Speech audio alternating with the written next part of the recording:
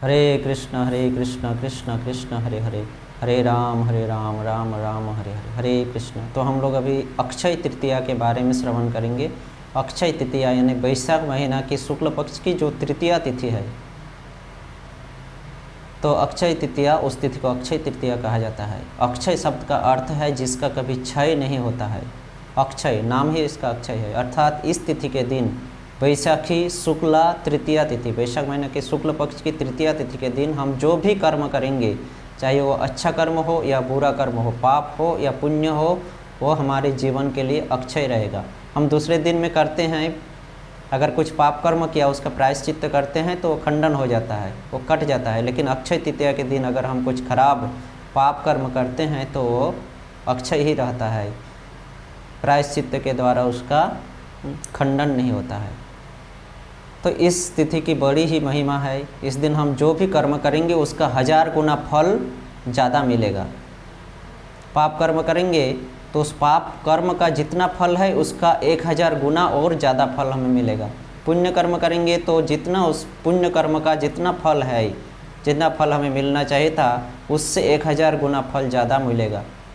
इसलिए बहुत ही सतर्क के साथ इस तिथि को पालन करना चाहिए। इस तिथि की बहुत ही महिमा है। पद्म पुराण, मत्स्य पुराण, हरिभक्ति विलास, स्कंद पुराण इत्यादि ग्रंथों में इसकी महिमा का वर्णन किया गया है, अक्षय तृतीया की महिमा। तो आइए हम अक्षय तृतीया के बारे में श्रवण करेंगे, महिमा के बारे में। तो जो हमारे 4 युग है, सत्य, त्रेता, द्वापर, कली, तो इन 4 युगों में से पहला 2 युग, सत्य युग और त्रेता युग, इन दोनों युगों का प्रारंभ अक्षय तृतीया के दिन हुआ था। पद्म पुराण में वर्णन है सत्य युग का प्रारंभ अक्षय तृतीया के दिन, अर्थात सत्य युग की शुरुआत अक्षय तृतीया के दिन से हुआ था। हरिभक्ति विलास में भी वर्णन है कि अक्षय तृतीया के दिन से सत्य युग की शुरुआत हुई थी और त्रेता युग की भी शुरुआत हुई थी।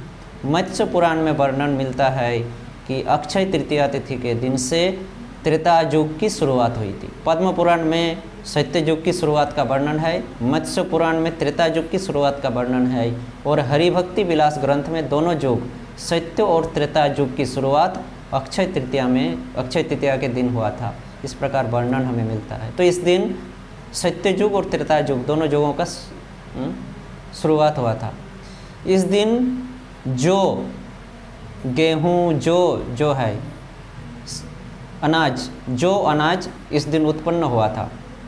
धरती माता सर्वप्रथम जो अनाज उत्पादन की थी इस दिन, भगवान श्री कृष्ण की कृपा से धरित्री माता जो शस्य की उत्पादन की थी, जो शस्य इस दिन उत्पादन, जो अनाज इस दिन उत्पादन हुई थी, इसलिए भगवान को इस दिन जो अनाज प्रदान करना चाहिए। ब्राह्मण वैष्णवों को जो दान करना चाहिए और जौ का खीर बनाकर भगवान को निवेदन करना चाहिए। इससे भगवान बड़ी ही संतुष्ट होते हैं। जौ का खीर भगवान को बहुत पसंद है। तो अक्षय तृतीया के दिन हम इस प्रकार से जौ का खीर बनाकर भगवान को भोग निवेदन कर सकते हैं, या तो जौ ब्राह्मण वैष्णवों को भी दान कर सकते हैं। तो इस दिन जौ शस्य का उत्पादन यानी जन्म हुआ था। परशुराम अवतार, भगवान परशुराम जी इस तिथि के दिन अवतरण किए थे। गंगा देवी मर्त्यलोक में अवतरण की थी इस दिन। भगीरथ जी की तपस्या से संतुष्ट होकर भगवान श्री कृष्ण के निर्देश से गंगा देवी सर्वप्रथम मर्त्यलोक में आगमन की थी। अक्षय तृतीया तिथि के दिन गंगा देवी का मर्त्य में आगमन इस तिथि के दिन हुआ था। इस तिथि के दिन व्यासदेव महाभारत की रचना शुरू की थी। बद्रिकाश्रम में व्यासदेव को ज्ञान प्राप्त हुआ था बसंत पंचमी के दिन, और बसंत पंचमी के दिन ज्ञान प्राप्त करके अक्षय तृतीया तिथि के दिन से महाभारत लिखना शुरू किए थे व्यासदेव ने। इस दिन से श्री क्षेत्र पुरी धाम में जगन्नाथ, बलदेव, सुभद्रा, महारानी की जो 3 रथ है, रथ यात्रा के समय हम 3 देवों को, जगन्नाथ, बलदेव, सुभद्रा, महारानी को जो रथ में दर्शन करते हैं, ये तीनों रथों का निर्माण कार्य इस दिन से शुरू होता है, अक्षय तृतीया के दिन से शुरू होता है। अक्षय तृतीया के दिन से रथ निर्माण कार्य, जगन्नाथ, बलराम, सुभद्रा का रथ निर्माण कार्य शुरू होता है। इस दिन सारे वेद, सारे धर्म, प्रवृत्ति और निवृत्ति मार्ग का प्रवर्तन हुआ था। 2 मार्ग है, यानी 2 पथ है हमारा, एक प्रवृत्ति पथ और एक निवृत्ति पथ। दो रास्ता है चलने की। हम मनुष्य जीवों को चलने के लिए दो मार्ग दिया गया है, एक प्रवृत्ति मार्ग और एक निवृत्ति मार्ग। तीन प्रवृत्ति और निवृत्ति दोनों मार्गों का सूत्र इसी दिन से शुरू हुआ था, इसी दिन हुआ था। वेद शास्त्र, धर्मशास्त्र सभी अक्षय तृतीया के दिन प्रवर्तित हुआ था, यानी प्रकट हुआ था। अर्थात वेद शास्त्र, धर्मशास्त्र, प्रवृत्ति मार्ग और निवृत्ति मार्ग सभी इसी दिन से प्रवर्तित हुआ था। इस दिन पांडवों को सूर्य देव की कृपा से अक्षय पात्र प्राप्त हुआ था। पांडवों के जो ज्येष्ठ थे, बड़े थे, युधिष्ठिर महाराज, एक साल जब कौरवों ने उनको अज्ञातवास दिए थे, तो इस अज्ञातवास काल के समय महाराज युधिष्ठिर ने सूर्यदेव की आराधना की थी और सूर्यदेव उसकी आराधना से संतुष्ट होकर उनको एक विशेष पात्र प्रदान किए थे, जिनका नाम था अक्षय पात्र। इस पात्र में संपूर्ण विश्ववासी को भोजन कराया जा सकता था। इस पात्र के भोजन से, अगर एक शर्त था, अगर इससे द्रौपदी भोजन नहीं कर लेती है तो, अगर द्रौपदी भोजन कर ली तो उस दिन उस पात्र से और भोजन प्राप्त नहीं होगा। अगर द्रौपदी भोजन नहीं करती है जब तक, तब तक जितने भी लोग आएंगे, विश्व भर का लोग अगर आ जाए तो उस पात्र से विश्व भर के लोगों का भोजन प्राप्त हो सकता है और विश्व भर के लोगों को भोजन कराया जा सकता है। अगर द्रौपदी नहीं खाई, द्रौपदी अगर खा लेती है तो नहीं। तो ये अक्षय पात्र पांडवों को प्राप्त हुआ था सूर्यदेव की कृपा से अक्षय तृतीया के दिन।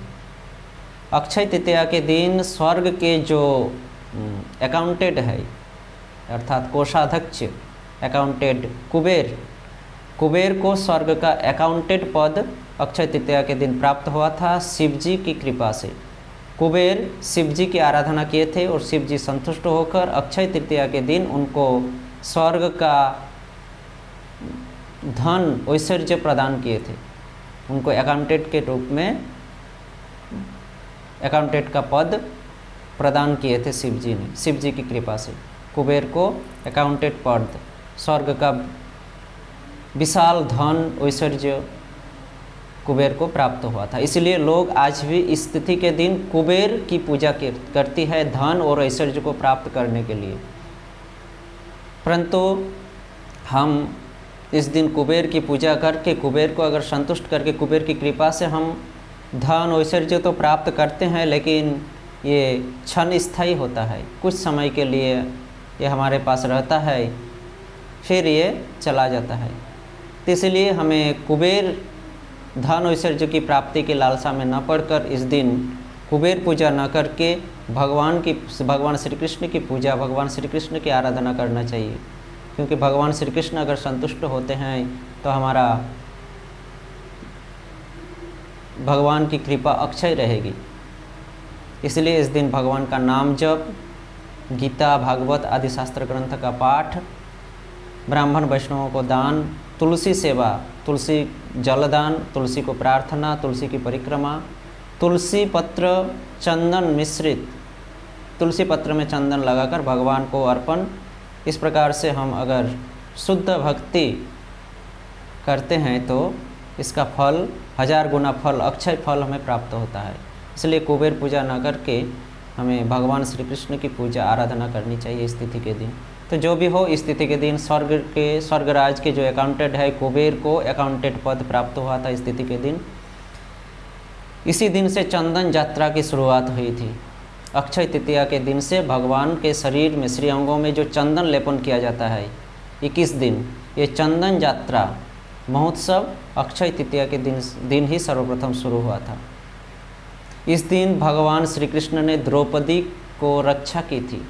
द्रौपदी की जो मान हानि की जा रही थी भरी सभा में कौरवों के द्वारा, दुशासन ने की कर रही थी, तो भगवान श्री कृष्ण ने विशाल वस्त्र प्रदान करके माता द्रौपदी की मान रक्षा की थी अक्षय तृतीया के दिन। इस दिन दरिद्र सुदामा का दारिद्र्य लंघन किए थे भगवान श्री कृष्ण। भगवान श्री कृष्ण के प्रिय सखा थे सुदामा, ब्राह्मण, दरिद्र थे, भगवान श्री कृष्ण इस दिन सुदामा की दारिद्रता लंघन की थी। इसलिए भगवान श्री कृष्ण का स्मरण लेना चाहिए, क्योंकि इस दिन सुदामा द्वारका पहुँचे थे और भगवान का द्वारिका पहुँचे, यानी भगवान का स्मरण लिए और भगवान उनको कृपा किए। इसलिए अक्षय तृतीया के दिन हमें भगवान के स्मरण में रहना चाहिए। भगवान का नाम जप, धर्मशास्त्र पाठ, वैष्णव ब्राह्मणों को दान इत्यादि और तुलसी सेवा, तुलसी निवेदन इत्यादि करनी चाहिए। इस दिन सुदामा को दारिद्रता लंघन किए थे। हमारे जो 4 धाम है, बद्रीनाथ धाम, द्वारिका धाम, पुरी धाम और रामेश्वरम धाम, तीन में से जो बद्रिकाश्रम है, हिमालय के जो 4 धाम है, केदारनाथ, बद्रीनाथ, गंगोत्री और जमुनोत्री, तो ये जो 4 मंदिर है हिमालय के, केदारनाथ, बद्रीनाथ, 4 धाम, केदारनाथ, बद्रीनाथ, गंगोत्री, जमुनोत्री, 6 महीना बंद रहता है। कड़ी ठंडी और कुहाड़ा के कारण 6 महीना बंद रहता है। भाद्रद्वज, कार्तिक महीने में भाई दूज के दिन से यह गंगोत्री, जमुनोत्री, केदारनाथ, बद्रीनाथ का दरवाज़ा बंद कर दिया जाता है। पुजारी भाई दूज के दिन एक विशेष दिया, घी की एक विशेष दिया जलाकर दरवाज़ा बंद करके वहाँ से नीचे आ जाते हैं। कहा जाता है, शास्त्र में वर्णन है कि ये 6 महीना भाई दूज के दिन से, कार्तिक महीना से लेकर वैशाख महीना तक, अक्षय तृतीया तक, अर्थात भाई दूज से अक्षय तृतीया तक, कभी कभी ये भाई दूज कार्तिक में भी पड़ता है और या तो कार्तिक के अंत में आगन में भी पड़ता है। जो भी हो, तो भाई दूज से लेकर अक्षय तृतीया तक ये 6 महीना शास्त्र में वर्णन है। स्वर्ग के देवता लोग इन 4 धामों में सेवा करते हैं। बहुत कड़ी ठंडी रहती है, इसलिए कोई सेवा वहाँ करने के लिए नहीं जाते हैं, तो वहाँ पर देवता लोग आकर सेवा करते हैं 6 महीना। अक्षय तृतीया के दिन केदारनाथ, बद्रीनाथ, गंगोत्री और जमुनोत्री का द्वार खुलता है। इस दिन सर्वप्रथम द्वार खुलेगा और केदारनाथ, बद्रीनाथ, गंगोत्री, जमुनोत्री जी का दर्शन प्रारंभ होता है इस दिन से। और उस समय एक दिव्य दर्शन मिलता है, वह है अक्षय प्रदीप, अक्षय दीप, जो कि भाई दूज के दिन 6 महीना पहले जलाकर आए थे। दरवाज़ा खोलकर उसी प्रकार, उसी दिया को उसी प्रकार से जलते हुए दिखा जाता है। इस दीपक को अक्षय दीप कहा जाता है। ठीक उसी प्रकार जलता रहता है 6 महीना से। तो अक्षय तृतीया के दिन ये 4 धाम खुलते हैं, केदारनाथ, बद्रीनाथ, गंगोत्री, जमुनोत्री। इस दिन से दर्शन मिलता है। और इस दिन श्री श्री बांके बिहारी जी वृंदावन में जो विराजमान है, श्री श्री बांके बिहारी जी हमें चरण दर्शन कराते हैं। साल में 364 दिन बांके बिहारी जी का चरण हम दर्शन नहीं कर पाते हैं। सिर्फ एक दिन, अक्षय तृतीया के दिन बांके बिहारी जी का चरण दर्शन होता है। अक्षय तृतीया का विशेष महिमा है कि उस दिन अगर कोई ब्रह्म मुहूर्त यानी सूर्योदय के 1.5 घंटा पहले उठकर स्नान इत्यादि करके जप, तुलसी सेवा, भगवान को तुलसी चंदन अर्पण, गीता, भागवत आदि धर्मशास्त्र पाठ श्रवण करते हैं, तो उनको कभी यमराज दर्शन नहीं करते हैं। ब्रह्म मुहूर्त में स्नान करके जप, भगवान की आराधना, तुलसी सेवा, तुलसी और चंदन भगवान को निवेदन करना और पितृपुरुष के उद्देश्य से तर्पण, श्राद्ध, दान इत्यादि अगर करते हैं व्यक्ति, तो उस व्यक्ति को कभी यमराज दर्शन भी नहीं करते हैं, अर्थात उस व्यक्ति को यमलोक जाना नहीं पड़ता है। अतः ये विशेष महिमा है अक्षय तृतीया की। इस दिन भगवान श्री कृष्ण उनके प्रिय सखा और सखियों को लेकर मानसी गंगा में सर्वप्रथम नौका विहार, नाव विहार किए थे। आज भी हम श्री श्री राधा कृष्ण का नाव विहार उत्सव पालन करते हैं। तो ये नाव विहार उत्सव सर्वप्रथम भगवान श्री कृष्ण द्वापर युग में अपने सखा और सखियों को लेकर मानसी गंगा में किए थे। सर्वप्रथम नाव विहार हुआ था। इस दिन दक्षिण भारत के विशाखापत्तनम के निकट जो सीमांचल प्रदेश है, वहाँ पर जो जीउर नृसिंह देव जी विराजमान है, जीवर नृसिंहदेव की एक विशेष आराधना होती है चंदन लेपन। हर रोज़ जीवर नृसिंहदेव को चंदन लेपन किया जाता है जीवर नृसिंहदेव के श्री अंगों में। तो अक्षय तृतीया के दिन 1 साल से जो चंदन लेप किया गया था उनके शरीर में, अक्षय तृतीया के दिन उन चंदन का लेप हटाया जाता है और फिर से नया चंदन चढ़ाया जाता है जीवर नृसिंहदेव के ऊपर। तो कहा गया है कि अक्षय तृतीया के दिन, ऐसे तो जीवर नृसिंहदेव को हम सालों भर चंदन के साथ दर्शन करते हैं, लेकिन अक्षय तृतीया के दिन जीवर नृसिंहदेव का श्री अंग हमें दर्शन मिलता है बिना चंदन का, और फिर से नया चंदन चढ़ाया जाता है जीवर नृसिंहदेव को और पुराना चंदन हटाया जाता है। तो 1 साल से जो जीवर नृसिंहदेव चंदन धारण किए रहते हैं उसकी भार क्षमता होती है 48 किलो। 48 किलो चंदन भगवान श्री जीवर नृसिंहदेव के श्री अंगों से निकाला जाता है। तो इस प्रकार से जीवर नृसिंहदेव की सेवा होती है। अक्षय तृतीया के दिन उनके शरीर से पुराना चंदन को हटाकर नया चंदन चढ़ाया जाता है। श्री श्री जगन्नाथ देव महाराज इंद्रद्युम्न को इसी दिन चंदन लेपन करने की आज्ञा प्रदान किए थे। स्वप्न में भगवान श्री जगन्नाथ देव इंद्रद्युम्न महाराज को निर्देश दिए थे कि आप मलय पर्वत से चंदन लाकर मेरे शरीर में लेपन करो। अक्षय तृतीया के दिन महाराज इंद्रद्युम्न ने मलय चंदन लाकर जगन्नाथ बलराम सुभद्रा के श्री अंगों में चढ़ाए थे। अक्षय तृतीया के दिन चंदन यात्रा इस प्रकार से शुरू हुआ, चंदन लेपन। इसी लीला को स्मरण करते हुए आज भी भक्त लोग जगन्नाथ बलदेव सुभद्रा महारानी को चंदन लेपन करते हैं अक्षय तृतीया के दिन से। इसके बाद भी महाप्रभु के समसामयिक में माधवेंद्र पुरीपाद को गोपाल, उनके आराध्य देव जो गोपाल जी थे, गोवर्धन के गोपाल जी, माधवेंद्र पुरीपाद को भी चंदन लगाने की आज्ञा प्रदान किए थे। इसी लीला को स्मरण करके भी हम अभी भी चंदन यात्रा 21 दिन तक, अक्षय तृतीया से लेकर 21 दिन चंदन भगवान के श्री अंगों में लेपन करते हैं। इस प्रकार से बहुत ही महिमा है चंदन यात्रा अक्षय तृतीया की। इस दिन अगर हम कोई भी पुण्य कर्म करते हैं तो उनका 1000 गुण फल प्राप्त होता है। किसी पुण्य कर्म का जो फल है हमें मिलना चाहिए, उसका 1000 गुण फल ज़्यादा प्राप्त होता है। और पाप कर्म करेंगे तो 1000 गुण पाप कर्म का फल, 1000 गुण ज़्यादा पाप कर्म का फल हमें प्राप्त होगा। इस दिन भगवान श्री कृष्ण अक्षय तृतीया के दिन वृंदावन में जो पवन समुद्र या पावन सरोवर, पहले इस सरोवर का नाम था पवन सरोवर, क्योंकि पवन नामक एक गोप ने इस सरोवर का खनन किए थे, सरोवर को खोदे थे पवन नामक एक गोप ने। तो भगवान श्री कृष्ण ने इस पवन सरोवर की जो महिमा है इसको प्रकाश किए थे अक्षय तृतीया के दिन। एक बार क्या हुआ था, नंद महाराज पुष्कर तीर्थ आने के लिए सोचे थे कि हम वृद्ध हो गए हैं और हम गोप जाति हैं, विभिन्न प्रकार के दुष्कर्म करते हैं, तो हम पुष्कर तीर्थ में जाकर कुछ दान, स्नान, दान इत्यादि करेंगे। तो उससे क्या होता है, गृहस्थ व्यक्तियों का जो कर्म बंधन है उससे वो मुक्त होते हैं दान धर्म करने से। तो नंद महाराज भी ऐसे ही सोचे थे और पुष्कर तीर्थ आने के लिए तैयार हो रहे थे। उस समय भगवान श्री कृष्ण छोटे थे, देखे कि माँ बहुत आज बिजी है, व्यस्त है, कुछ बना रहे हैं, पकवान इत्यादि विभिन्न प्रकार की सूखे सामग्रियाँ बना रही है। तो पीछे से दौड़कर आई, माँ के पीठ पर चढ़कर माँ को प्यार से बोल रही है कि मैया आप क्या बना रही हो।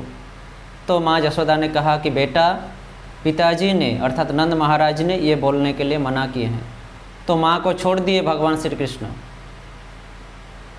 और वहाँ से दौड़कर पिताजी नंद महाराज के पास आए। नंद महाराज उस समय गौशाला में सेवा कर रहे थे। नंद महाराज को प्यार करते हुए पकड़कर प्यार से बोले बालक कृष्ण कि पिताजी माँ कुछ कामों में व्यस्त है, मैं उनको पूछा तो कहा कि आप उन बोलने के लिए मना किए हैं, तो ऐसा क्यों। तो नंद महाराज उनको गोद में लेकर प्यार करते हुए नंद महाराज ने कृष्ण को बोले कि बेटा मैं कुछ दान इत्यादि करने के लिए पुष्कर तीर्थ जा रहा हूँ, क्योंकि हम लोग गोप जाति है, दान धर्म करना हमारा कर्तव्य है। गृहस्थ है, गोप जाति है, दान धर्म करना हमारा कर्तव्य होता है। तो हम पुष्कर तीर्थ जा रहे हैं और वहाँ पर हम कुछ स्नान दान इत्यादि करेंगे। तो हम रास्ते में जाएंगे यहाँ से पुष्कर तीर्थ, तो रास्ते में मुझे भी भोजन चाहिए और वहाँ ब्राह्मणों को भोजन कराने के लिए भी कुछ भोजन चाहिए। तो वो भोजन सामग्रियाँ माँ बना रही है। तो कृष्ण ने बोला अच्छा ये बात है, तो आप कब जा रहे हो? तो नंद महाराज कह रहे कि मैं कल ही जा रहा हूँ, कल ही निकल रहा हूँ। तो भगवान श्री कृष्ण कहे ठीक है, आप पुष्कर तीर्थ जाएंगे तो, लेकिन मेरा एक शर्त है, मेरा एक बात है, आप उसको रखिए। आप कल मत जाइए, कल रुक जाइए। परसों बड़ा ही शुभ तिथि है, शुभ दिन है, अक्षय तृतीया। तो आप उस दिन जाइए। आप उस दिन रात को ब्रह्म मुहूर्त में हमारे जो पवन सरोवर है, पवन सरोवर में स्नान कीजिए। पवन सरोवर में स्नान करके सूर्योदय से पहले ही यात्रा शुरू कीजिए, क्योंकि उस दिन अक्षय तृतीया है, बहुत ही सुंदर तिथि है। उस दिन आप जाइए पुष्कर तीर्थ और फिर वहाँ स्नान दान करने का। तो आप कल मत जाइए, आप रुक जाइए कल। तो नंद महाराज ने कहा ठीक है, एक दिन में क्या हो सकता है, हम कल ही जाएंगे। महाराज ने माँ जसोदा को भी बोले ठीक है। माँ जसोदा ने पकवान इत्यादि भोजन इत्यादि सामग्रियाँ बनाकर रेडी करके रखी। दूसरे दिन कृष्ण के अनुसार नंद महाराज रात को 3 बजे, अक्षय तृतीया के दिन रात को 3 बजे उठकर पवन सरोवर में स्नान करने के लिए गए। तो उनको कुछ आश्चर्य घटना वहाँ पर दिखाई दिया, दृश्य दिखाई दिया, आश्चर्य दृश्य। उन्होंने जाकर देखे कुछ स्त्रियाँ, सुंदरी स्त्रियाँ वहाँ पर स्नान कर रही है 3 बजे रात को। तो नंद महाराज को लगा कि मैं भूलकर स्त्रियों के घाट में आ गया हूँ। उस समय नदी, सरोवर, तालाब में क्या होता था, माताओं के लिए अलग घाट होता था और पुरुषों के लिए अलग घाट होता था। पुरुष स्त्रियों के घाट में नहीं जाते थे और स्त्रियां पुरुष के घाट में नहीं आते थे स्नान करने के लिए।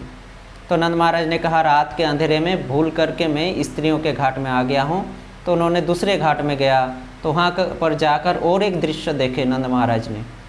वहाँ देखे कि एक विशाल शरीर वाले लंबे पुरुष, एक लंबे व्यक्ति, सुंदर उसका रूप है, बहुत ही सुंदर देखने में है, विशाल शरीर है उनका। वो बार बार डुबकी लगा रहे हैं पवन सरोवर में और ऊपर आकर धूल में लोटपोट खा रहे हैं, फिर डुबकी लगा रहे हैं, फिर लोटपोट खा रहे हैं। नंद महाराज काफ़ी देर तक इस दृश्य को देखे। बाद में उनसे पूछे हाथ जोड़ के कि आप है कौन और आप इस प्रकार का कर्म क्यों कर रहे हैं।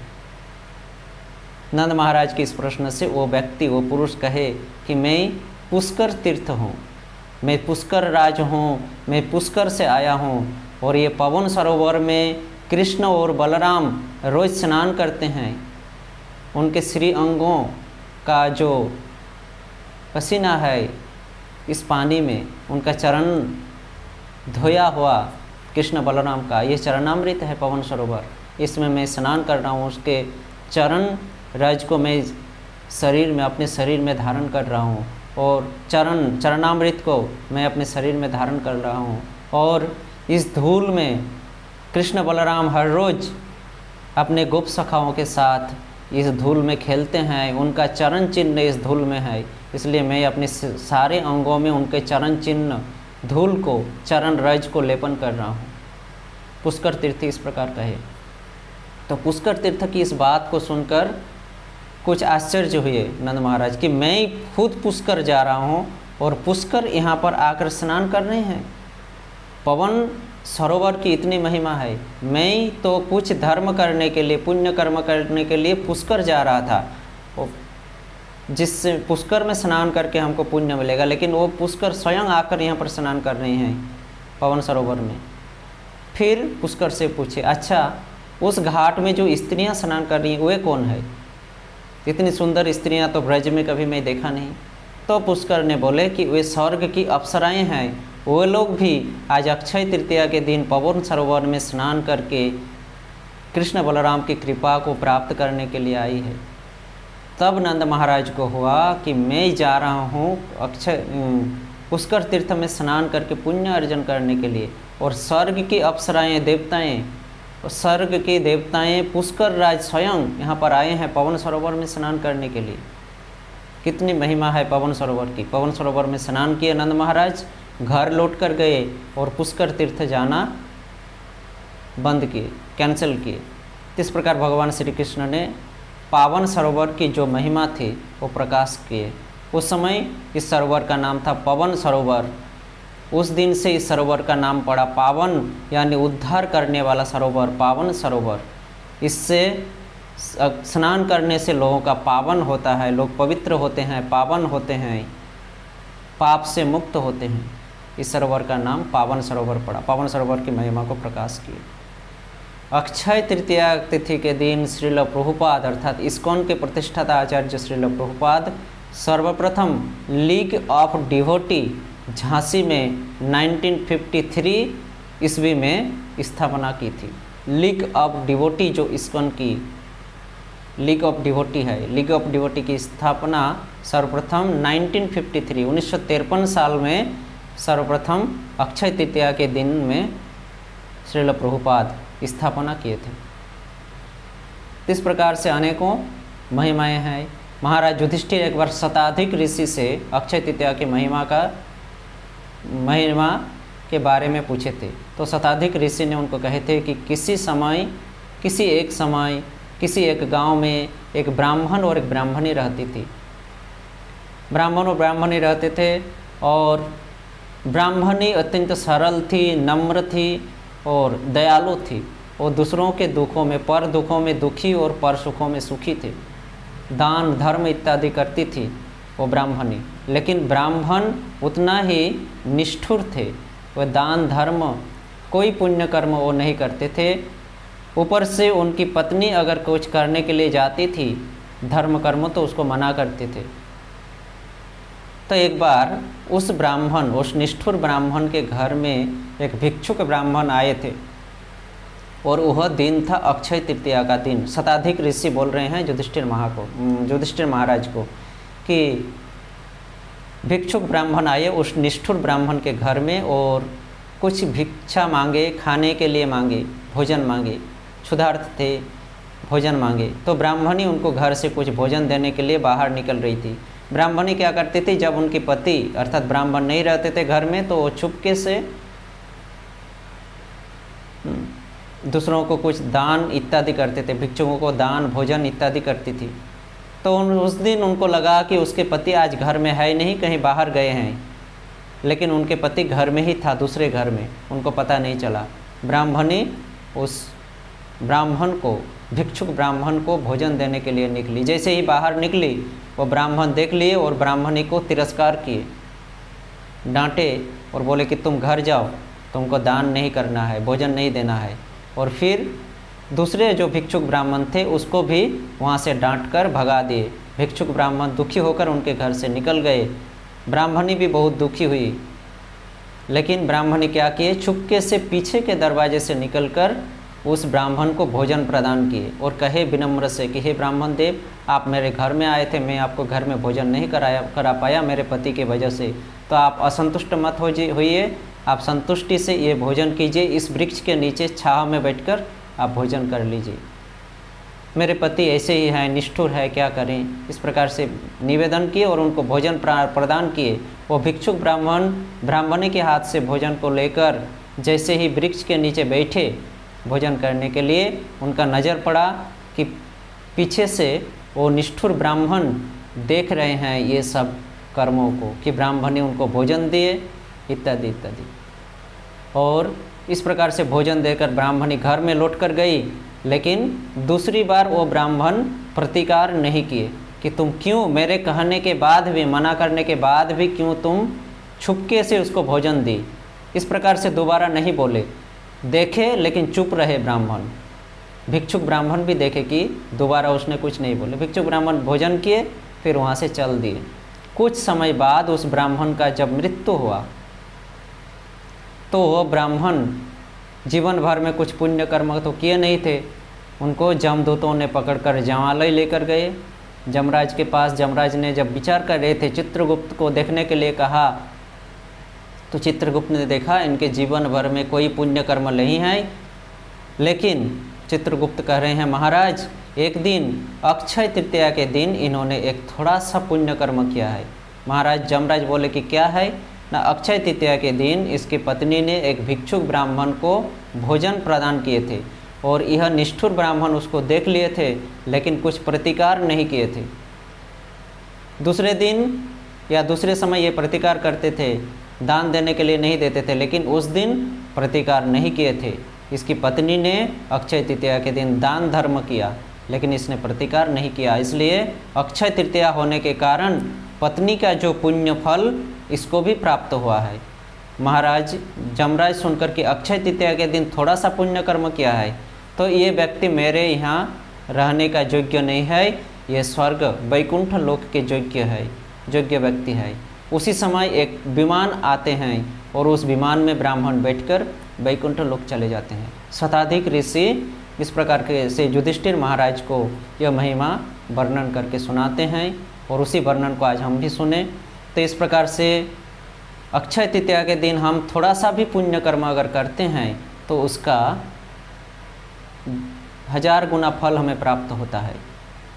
शास्त्र में वर्णन है पति और पत्नी, पति पत्नियों में से पत्नी अगर धर्म करते हैं, कुछ पुण्य कर्म करते हैं तो उसका फल पति को प्राप्त नहीं होता है, परंतु पति अगर कुछ करते हैं तो उसका फल आधा आधा प्राप्त होता है पति और पत्नी को। लेकिन पत्नी अगर जो करती है वो पति को प्राप्त नहीं होता है, लेकिन अक्षय तृतीया की तिथि के दिन इसका भाग पति को भी प्राप्त होता है। इसलिए माताओं को भी और पिताओं को भी, अर्थात माताजी और प्रभु जी सबको, पुरुष और स्त्री सबको अक्षय तृतीया का पालन करना चाहिए और इसका जो पुण्य फल है प्राप्त करना चाहिए। इससे हम उस ब्राह्मण के जैसा हम जमलोक से उद्धार हो सकते हैं। जम जातना बड़ी ही कष्ट की जातना है। अगर उद्धार पाना चाहते हैं तो इस अक्षय तृतीया के दिन भगवान की आराधना, जिस प्रकार हम आगे श्रवण किए, भगवान को तुलसी चंदन मिश्रित, तुलसी और चंदन भगवान को निवेदन करना, तुलसी जी की परिक्रमा, तुलसी जी को प्रणाम, तुलसी जी में जलदान, भगवान को तुलसी चंदन प्रदान, भगवान के नामों का जप, गीता भागवत आदि ग्रंथों का पाठ करना चाहिए। दान, ब्राह्मण वैष्णवों को दान दे सकते हैं, जो कि दान की महिमा हम सुने। भगवान को जो निवेदन करना चाहिए, ब्राह्मण वैष्णवों को जो दान करना चाहिए। वस्त्र, छत्र, पादुका इत्यादि भी दान का वर्णन किया गया है, अक्षय तृतीया के दिन करना चाहिए अपने सामर्थ्य के अनुसार। सबसे बड़ी बात जो है वो है शुद्ध भक्ति, अर्थात भगवान के नामों का जप, गीता भागवत आदि ग्रंथों का अध्ययन और तुलसी सेवा, तुलसी चंदन के द्वारा भगवान की सेवा, ब्राह्मण वैष्णवों की सेवा, इतना करने से ही हम पुण्य अर्जन कर सकते हैं, अर्थात हम जमालय से उद्धार मिल सकता है हमें, और पारमार्थिक उन्नति कर सकते हैं। तो ये अक्षय तृतीया बहुत ही पवित्र तिथि है जो हर साल वैशाख महीना के शुक्ल पक्ष की तृतीया को आती है। तो हम लोगों को इस तिथि को पालन करना चाहिए बड़ी सावधानी के साथ। पाप कर्मों से, जैसे जीव हत्या इत्यादि पाप कर्मों से हमें दूर रहना चाहिए इस दिन। तो ये अक्षय तृतीया है, अक्षय तृतीया को सबको अच्छे से पालन कीजिए। हरे कृष्ण कृष्ण कृष्ण हरे हरे, हरे राम राम राम हरे हरे। श्रील प्रभुपाद की जय। निताय गौर प्रेमानंदे हरि हरि बोल।